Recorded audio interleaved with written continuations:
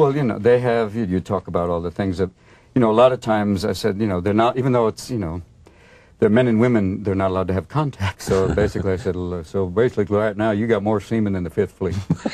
And they give them non-alcoholic beer. They're not like, in a lot of places, it's Muslim country, but also they don't want people going on patrol now. Everybody, woo!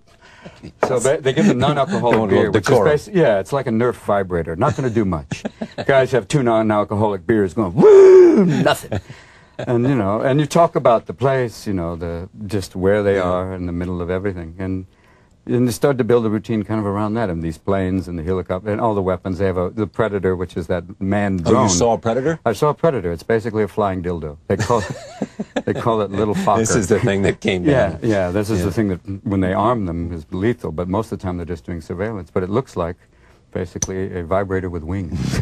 And I nicknamed it the Little Fokker, F-O-K-K-E-R, and they went, oh, okay. Oh, it's okay. Yeah, but you see that. You see all of these things, these, you know, the things that they're doing, monitoring those mountains and continuing to look for Mr. L. Everybody goes over there and talks to these soldiers. They'll say they're terrific.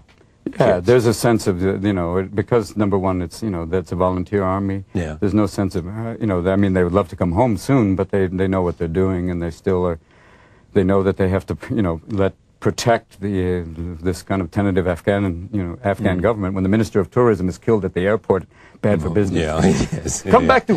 And they almost got the president, too. Yeah, and that alone, and you know, still, you know, it's like the Wild West. They have to, everyone, you know, they sell Kalashnikovs on the street, like, hello, look, for the family, look, you know. And they have what's called celebratory fire every time there's a wedding, you know. Everybody down! Well, isn't that what happened when they had some of the friendly fire? They said they thought they were firing at us, and there was a wedding. And it was a wedding, and it's basically like 40 people got killed. Yeah, it's basically, you know, the Smith & Wesson wedding party. You know? It's a very, if you see the country from the air, it looks devastated, except for small valleys where there's total green, and then you'll see the one building with a satellite dish, and that's a warlord's house. Yeah, who's got cable? Come on, my friend. But they're all out, and you meet the special forces guys. They look like heavily armed Amish.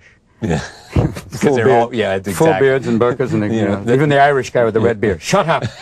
I'm here with the forces. I'm here with the English. This is our camouflage. Yeah, this is a camouflage. Oh, but they also, because it's a coalition forces, they have Norwegians, Swedish. And they bring their own camouflage, which is designed for Norway. And it's white. Yeah, white with little flecks of green. Yes. It's kind of weird. I feel like a Christmas tree in the Sahara. And some of these guys ride horses, too. Some of these special forces guys are on horseback. I'll get on the pony. We're going in the mountains and bring the RPG, Corky. Yeah. Any talk of Osama when you were there? No talk. Just, you know, there's the other thing. You see these boards, which is like a huge... It's like a chat room. They have these giant things. This isn't giving away. It's just that they're, you know...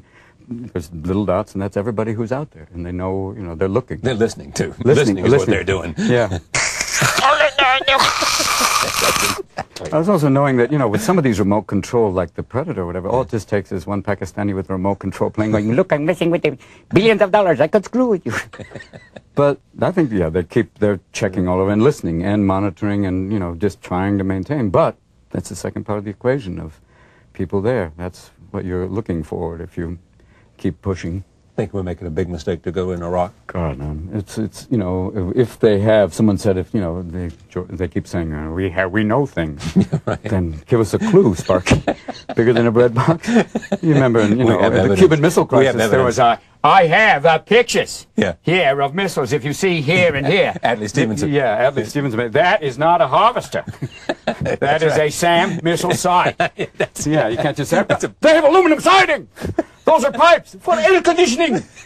You know, but the idea of even finding it when you have, you know, weapons that could be put in the back of a truck, when they said, we look at it, okay, we're gone. You have to look for, you know, the dogs that go, even the drug-sniffing dogs are going, It's hard. It's not, you know, they move around like this giant carnival coming to look for things, you know. Secret surprise, you know. Has a certain inevitability about it, doesn't it? It becomes that way, but then you look at the whole world going, wait a minute, are you doing this for what reasons? But then you have the Iranians and everyone saying, we will help you for a little piece of the action. Yeah, just right. Some oil. I'm asking, just some oil. That's right. And meanwhile, the Saudis are going, don't look at us. Don't look at us. Nothing is wrong. Yeah. What are you doing? What was it? There's a famous quote attributed to, I think, a Turkish leader who said in '91, the Turks would like to be would like to be part of the chefs and not part of the menu. Ooh, ooh. Oh, there's that joke that's online about the Saudis calling Bush, saying, Mr. Bush, we're most horrified by the most recent attack upon your country. And he goes, what most recent attack? There's a small break, and they go, oh, 11-hour time difference. Oh, it's like, oh, what are we doing? Oh, it's at this point, you know, you have to, it's still you hope that, they, you know, if they find something, that'll be good. If they find, and just say, okay, now disarm. Yeah. Because going in again is just, oh no. Even the cost alone, what do they say, $1 trillion? What's amazing. that many zeros among friends? You know, when you have former Enron employees as Secretary of the Army. Bob, how you doing? I'm okay. Secretary of the Army. Yeah, I can't go there right now. It's just a subpoena envy. All those people. Ken, where are you going? Did you get any sense of the attitude about the United States, how the people over there feel about us? Like in Kazakhstan. Is that one of the stands you went to? Well, the one is Kazakhstan. Uzbekistan is a very, very, basically... a lot of oil there. I don't know if there's not a lot of oil in Uzbekistan. They're basically one of the former Soviet republics. So they have a lot of equipment, like their Air Force is 4 planes. 3 of them they use for parts. And one time, the guy was going up to fly, and they fly, and we give them fuel. They don't have enough money even for fuel, but we give them fuel, so they go and we can go up in the air! So they go up at night, which is weird, because they don't have the radar to bring the planes back down. Yeah. All they have is 2 searchlights with guys cranking to get them back. You know, follow it in, oh! And there was a guy at his cockpit, his plane, you know, they were trying to close the cockpit. It wouldn't close, so they got 2 guys out with hammers and went... Take off! Take off! They were just happy to have the parts. Sounds like Dr. Strange. Yeah, just like... Or... we are happy to... We are very happy to have American... And they're, you know, basically, you know, living off of anything we give them. Yeah. It was strange. And Pakistan was a base within a base. The one place that was kind of unusual was Kyrgyzstan, which is in the foothills of the Himalayas. Yeah. And they're hoping to get, like, tourist business back there, kind of to compete with, you know, coming to say, come see Mount Everest, you know, from here. Yes, from our side. From our side. But it seemed to be a very sweet country. And mostly very interesting mix of Russian and Tajik, and very much like, hello, do you have any blue jeans for now? I have your movie. I have 1-hour photo before it came out. I got offline from you. Very good movie. I love this movie. Very funny. And you said, what about copyright? And they said, the copyright. Yeah, we copy right. Right, I copied right. It works. You copy it wrong, it don't play. It's bad that way. Yeah, the Thai what's your problem? I like the movie. Movie is good. I put out in the Thailand many times.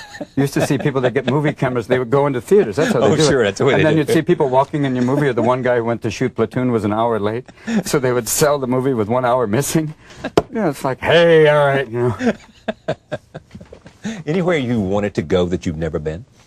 Badly. I mean, you've been to China. I would love to go to China. No, I've never been to China. I also want to go to Africa. I mean, God, me too. I mean, you know, I mean, the list of places that I want to go is much larger than the places that you can. Yeah, exactly. And it's also the place. I mean, like with Africa, you'll be prepared. We'll make arrangements, and then all of a sudden there'll be something come from the Center for Disease Control, and all of a sudden CDC said malaria really bad, typhoid, and then there's a form of prophylactic-resistant malaria. Which, you know, all of a sudden it's like, okay, you know, even it's like the old Englishman going, I remember the MVs there. Oh, will you excuse me? Yes, exactly. Oh, it just comes back to me every so often. Cold sweats. Yes. And there I am. Oh, there. Oh! Oh, my God, I seem to have soiled myself. You mean, of course, in the jungle you would have. No, just now when I made that noise. I've soiled myself.